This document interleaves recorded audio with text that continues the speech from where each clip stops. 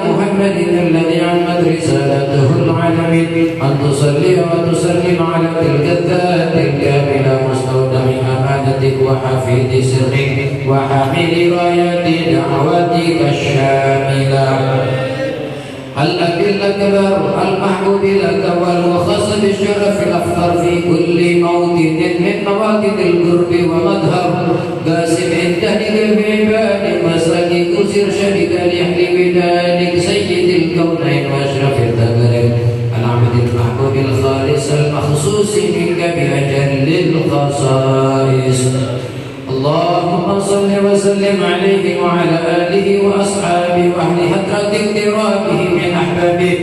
اللهم إنا نقدم إليك جاه هذا النبي الكريم ونتوسل إليك بشرف مقام عظيم تظهر لنا في حركاتنا وسكناتنا بعين عنايتك، وأن تحفظنا في جميع أدوارنا وتقلباتنا بجميل رعايتك وحسين هدايتك، وتبلغنا بشرف القرب إليك وإلى هذا الحبيب غاية أعمالنا، وتقبل منا ما تحرمنا فيه من نيتنا وأعمالنا، وتجعلنا في حضرة هذا الحبيب من الحاضرين وفي طريق اتباعه من السالكين، ولحدك وهدي من المعدين ولعهدك من الحافظين. اللهم إنا لنا طمعا برحمتك الخاصة فلا تحرمنا، وظنا جميلة هي وسيلة إليك فلا تخيبنا.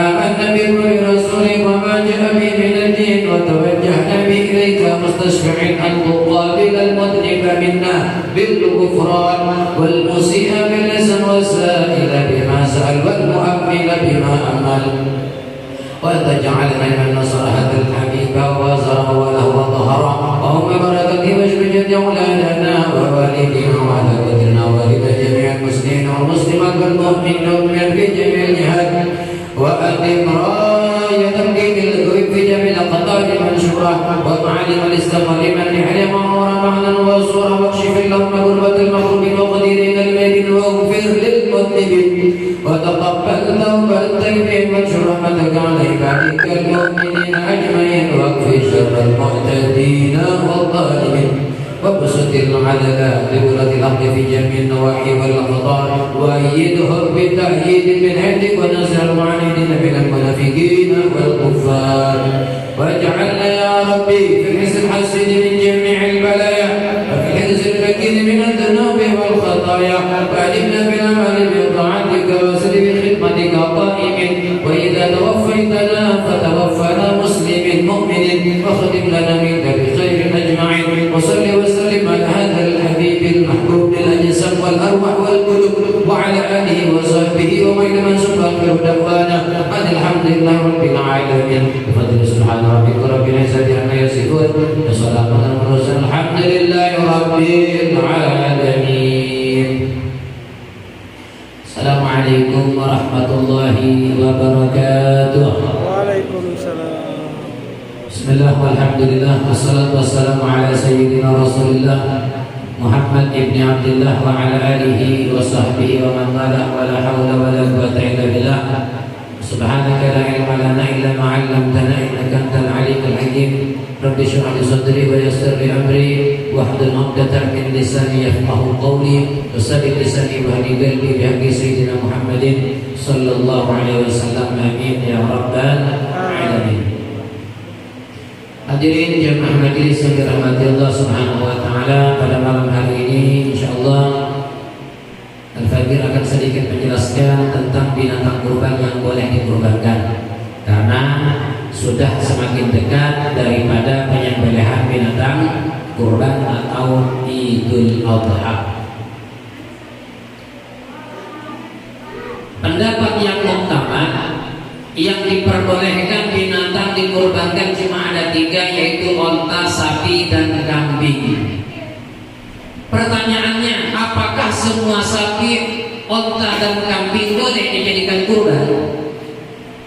Tapi ulama sepakat bahwa 3-tiganya ini boleh jadi kurban, onta, sapi, kambing.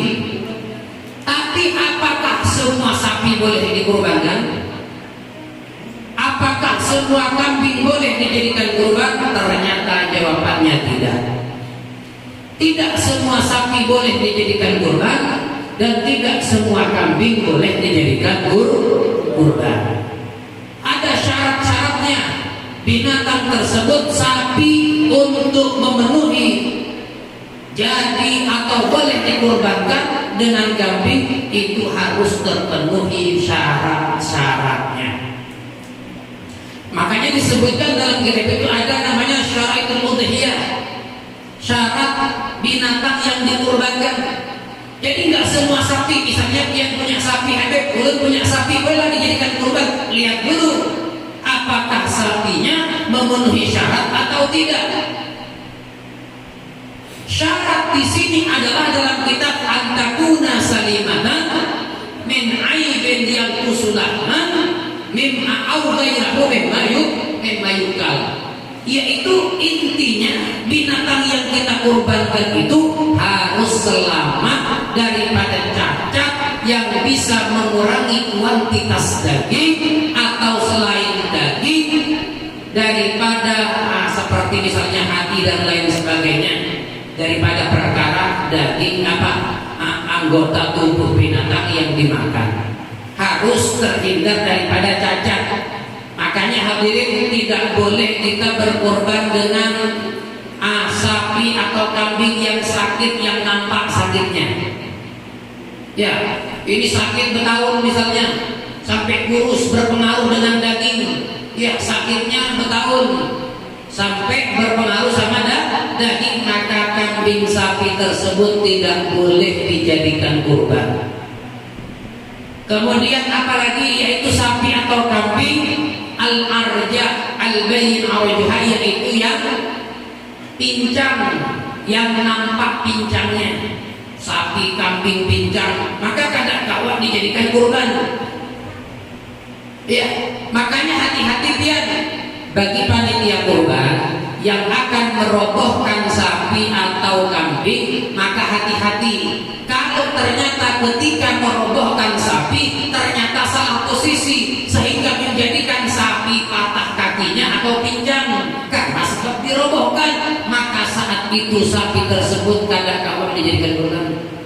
Hati-hati yang menurut tiga mazhab Syafi'i, Maliki, Hambali, sapi sebelum proses disembelih ternyata patah kakinya atau pincang, maka tidak boleh dijadikan kurban.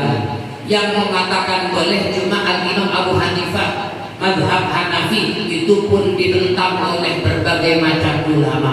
Intinya, makanya hati-hati kalau pengen merobohkan sapi, lebih baik panggil yang ahlinya saja. Soalnya sekarang ini Pak, orang kampung asal-asalan, yang penting jatuh sapi, nggak ngurus model kayak apa. Ya, apalagi kayak sapinya mengamuk misalnya, wah, bagaimana caranya sapi jatuh? Nggak tahu nanti kakinya kah jadi patah kah, kakinya pincang kah, dia nggak mikirkan lagi. Makanya hati-hati kalau menjadi sebab menjatuhkan sapi kemudian kakinya pincang, maka tidak boleh dijadikan kurban. Kemudian sapi juga yang buta, sapi buta tidak boleh dijadikan kurban. Ada kawan Habib, kayak apa kalau butanya itu sementara? Seperti apa? Misalnya sapi atau kambing yang katarak. Ya, ternyata dalam kitab kalau butanya sementara seperti katarak tertutup, ada cairan putih atau dinding putih dalam matanya, ketika masa itu maka kadang kawat dijadikan kurban, sembuhkan dulu kataraknya, sembuhkan dulu, dan itu butuh proses Pak, kata orang ahli dokter hewan itu kurang lebih 20 sampai 1 bulan. Itu berpengaruh Pak. Seandainya sapi atau kambing itu dibiarkan di padang rumput dengan keadaan mata seperti itu, maka akan berpengaruh dengan kuantitas dagingnya nanti, dan maka akan semakin kurus. Maka ulama mengatakan sekalipun buta sementara, maka kadang kawat dijadikan kurban. Makanya, dan juga tidak kalah penting yang harus diperhatikan, yaitu telinga. Ya, telinga binatang, sapi atau kambing. Beb, kenapa Ben kadang nyebut onta? Di Indonesia kadang ada onta. Makanya orang sebut ya, orang sebutkan cuma sapi sama kambing aja. Di sini ada onta lah. Ya, kalau sepeda onta banyak. Ya, atau obat cap onta banyak. Tapi kalau binatangnya nggak ada. Yang ada cuma sapi dengan kambing. Makanya orang sebutkan sapi dengan kambing. Perlu diperhatikan telinga hadirin. Ini ada perbedaan telinga itu antara robek dengan terpotong.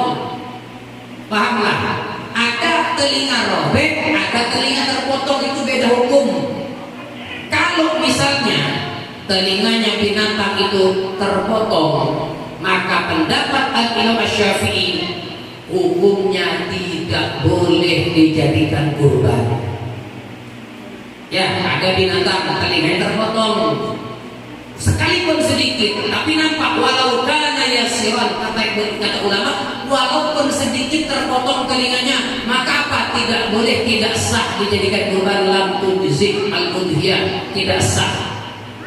Itu pendapat Al-Imam Syafi'i. Adapun pendapat Al-Imam Abu Hanifah, in kana al-maqtud duna thuluts ajza, kalau terpotongnya itu di bawah sepertiga boleh. Ya, misalnya panjangnya telinga sapi kambing itu 30 cm, tidak sampai 10 cm terpotongnya, itu pendapat Abu Hanifah boleh. Tapi pendapat Imam Ahmad bin Hanbal, mazhab Hambali mengatakan in kana al-maqtud duna nisf ajza, kalau terpotongnya di bawah separuh boleh. Kalau 30 cm berarti berapa? 15 separuhnya. Tidak sampai 15, misalnya 13 cm terpotong atau 12 cm, 14 cm, tapi kadang sampai separuh, maka pendapat Imam Ahmad bin Hanbal mengatakan boleh. Tapi ulama mutaakhirin dari kalangan mazhab Hambali mengatakan sekalipun terpotong semua telinganya boleh. Dan itu pernah saya tanyakan kepada guru saya, Ustaz, saya katakan kenapa Ashabul Hambali, ulama dari kalangan mazhab Hambali berpendapat kalau sepot terpotong semuanya boleh, sedangkan ulama lain mengatakan tidak boleh. Tapi kenapa ulama mutakhirin, ulama kontemporer dari kalangan mazhab Hambali memperbolehkan walaupun telinganya terpotong semuanya? Apa jawaban guru saya? Untung ada yang mau berkorban. Nah, untung ada yang mau berkorban sekalipun telinganya terpotong. Setelah saya pikir-pikir, bujur juga apa? Ya, bujur juga. Apa kan ada yang mau berkorban? Dan makan dagingnya. Seandainya telinganya sapi disangka terpotong semua misalnya, kayak apa? Kalau kita pakai pendapat Imam Syafi'i jelas-jelas sah semuanya. Nah, untung ya kata guru kita, kata guru saya, untung ada yang berkorban, maka silahkan berkorban. Tapi kalau bisa cari yang telinganya utuh, ya yang jelas. Tapi jelas dalam mazhab Syafi'i telinganya terpotong walaupun sedikit itu tidak boleh. Nah, bagaimana hukumnya kalau telinga robek? Terpotong lain, kalau terpotong itu Pak, dagingnya berkurang. Tapi kalau robek, dagingnya utuh, cuma robek. Tetap dagingnya nggak berkurang, cuma robek. Kayak apa hukumnya? Maka ulama katakan kalau telinganya robek, maka tidak masalah hukumnya, tidak masalah. Robek misalnya sekalipun separuh robeknya, nggak apa-apa. Yang penting tidak terpotong. Kalau terpotong itu hilang dagingnya, kalau robek nggak hilang.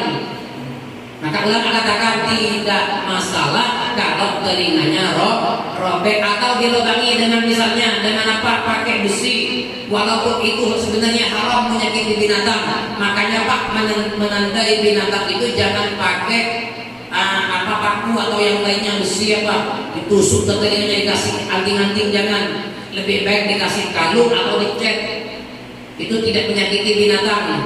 Ya. Kalau sampai ternyata melobangi telinga sampai berkurang dagingnya, maka kata ulama tidak sah dijadikan kurban. Hati-hati. Ya, tidak sah. Perlu lagi diperhatikan masalah gigi. Kalau cuma giginya tadi itu Pak, misalnya jatuh 1, 2, 3 aja nggak masalah. Sebagian gigi rontok nggak masalah.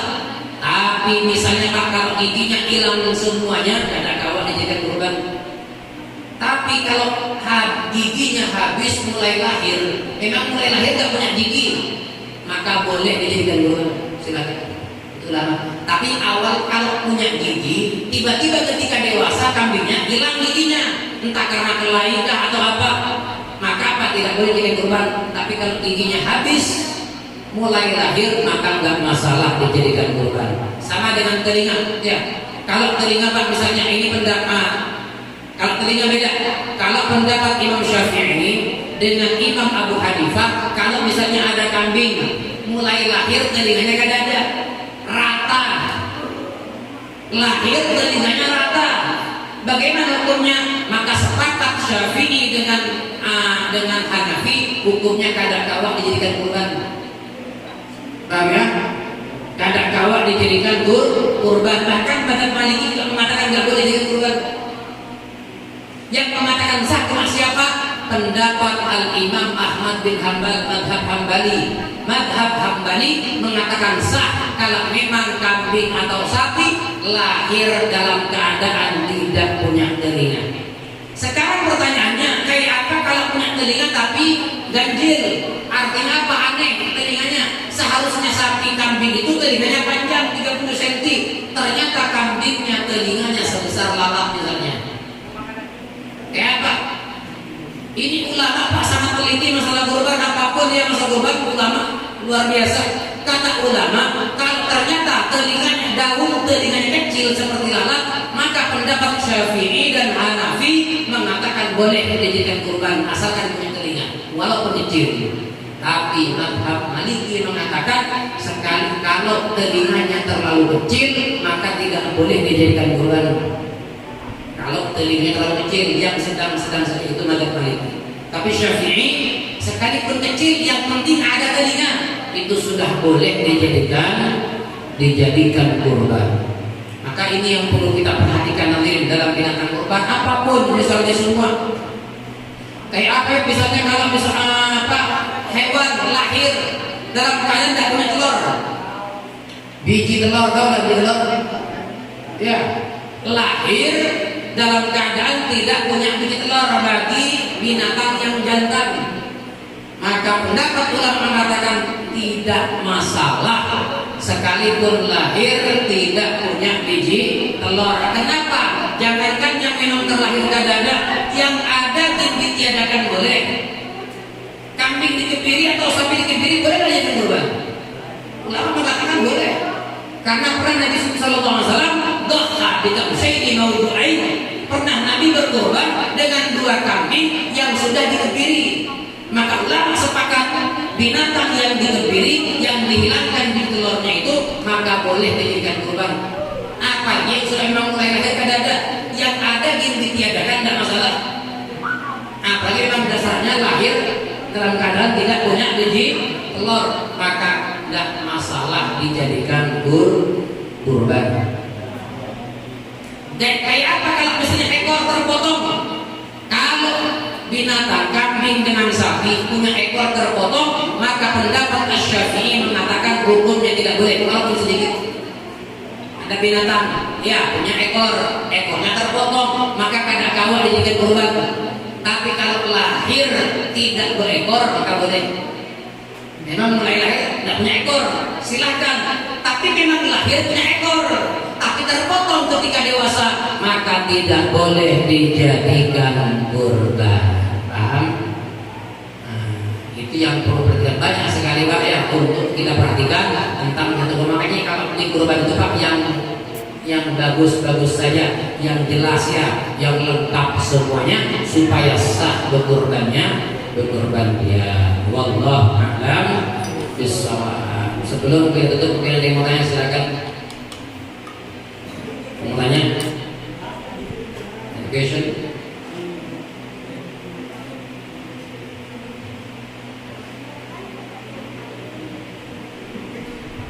Bismillahirrahmanirrahim. Waalaikumsalam. Saya membeli kambing dibeli dalam keadaan sehat, tetapi ketika hari harinya sakit kambing bagaimana?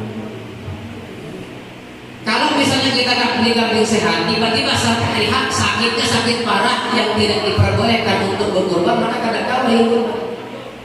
Tidak bisa. Tapi sakitnya itu harus tahu dulu sakitnya parah enggak. Kalau cuma sakit-sakit biasa enggak masalah. Ya, tapi kalau sakitnya parah sehingga bisa menyebabkan nanti kalau berlanjut itu menyebabkan berpengaruh dengan dagingnya, maka tidak boleh dikurban. Cuma sakit-sakit biasa enggak masalah. Jadi sakit yang jelas sakitnya misalnya.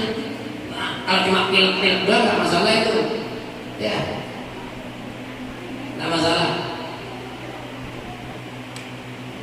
Pokoknya hati-hati ketika berkurban itu ya, hati-hati. Sama dengan seperti ini, orang nadar misalnya. Ada orang nadar, ini saya nadar kambing ini saya jadikan kurban. Saya nadar kambing ini saya jadikan kurban. Wajiblah jadi-jadinya. Wajib kan? Karena kurban nadar. Ternyata ketika hari raya kurban, ternyata kambingnya cacat. Ya, yang mana cacatnya tadi itu menyebabkan tidak boleh dijadikan kurban. Sedangkan dia sudah nadar bahwa kambing ini akan dijadikan kurban, kayak apa kurbannya? Apakah sah? Maka ulama mengatakan tidak sah dijadikan kurban, tapi tetap wajib disembelih di hari raya dan tetap dibagi secara israf masrafah ya, tetap dibagikan secara pembagiannya berkurban. Ya, tetap jatuh hilang hukum nadarnya. Ya, tetap wajib disembelih binatang itu, tapi tetap tidak sah kurbannya, tapi wajib disembelih. Karena dia menunjukkan sudah ini kambing nadar untuk dikurban. Maka apa? Wajib disembelih ketika hari raya kurban ternyata cacat. Maka ulama katakan memang kurbannya tidak sah, tapi wajib disembelih dan gugur kewajiban nadarnya. Paham? Ada lagi?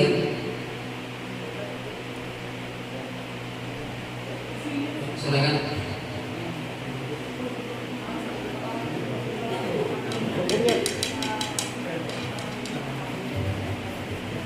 Tadi masalahnya apa? Ekor, gigi, dan telinga.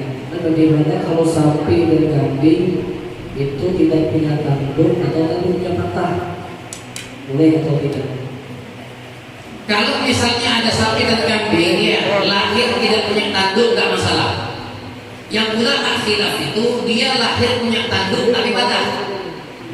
Ya, kalau lahir tidak punya tanduk maka boleh dijadikan kurban.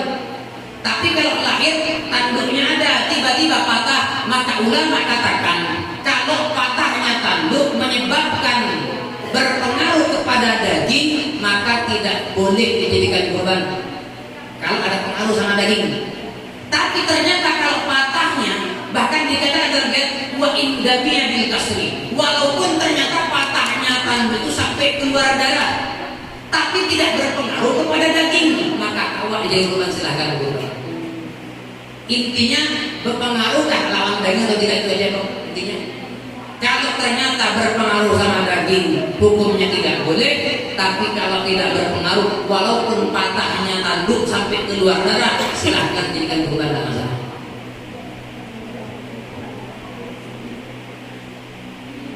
Jadi bang, ada lagi?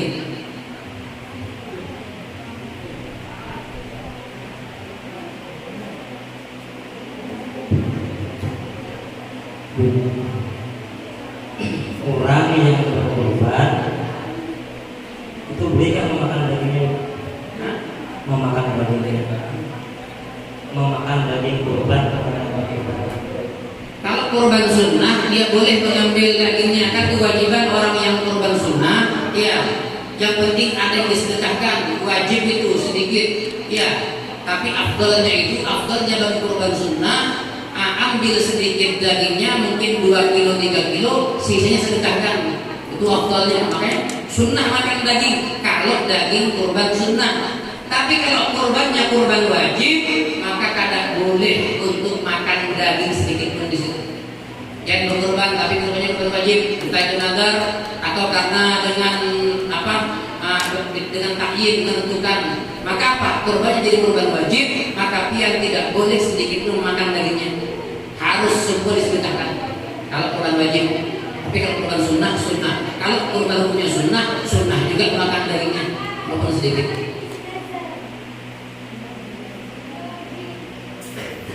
Ada lagi?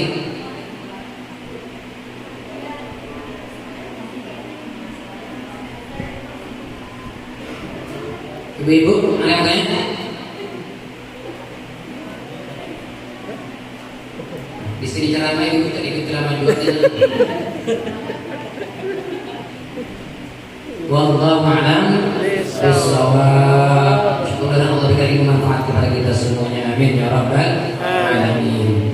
Amin amin. Bismillahirrahmanirrahim. Alhamdulillahirabbil alamin. Allahumma shalli wa sallim ala sayyidina Muhammadin wa ala sayyidina Muhammadin wa ala alihi ya akhiral akhirin wa jalabatil batin ya rahimul masakin ya rahim. Allahumma ighfir lana dhunubana wa li walidayna warhamna wa rabbana siwara. Allahumma ighfir lana ma akhtana wa ta'ammadna wa wasrna wa a'lana ma ta'lamu bihi minna.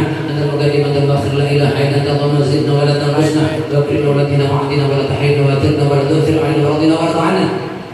اللهم ألف بين قلوبنا واصلح ذات بيننا وبين سبل السلام ونجنا من الظلمات إلى النور وبارك في أسماعنا وبصرنا وقلوبنا وأزواجنا وذريتنا وتب علينا إنك أنت التواب الرحيم ربنا آتنا في الدنيا حسنة وفي الآخرة حسنة وقنا عذاب النار وصلى الله على سيدنا محمد وعلى آله وسلم سبحان ربك رب العزة عما يصفون وسلام على المرسلين والحمد لله رب العالمين تقبل الله منكم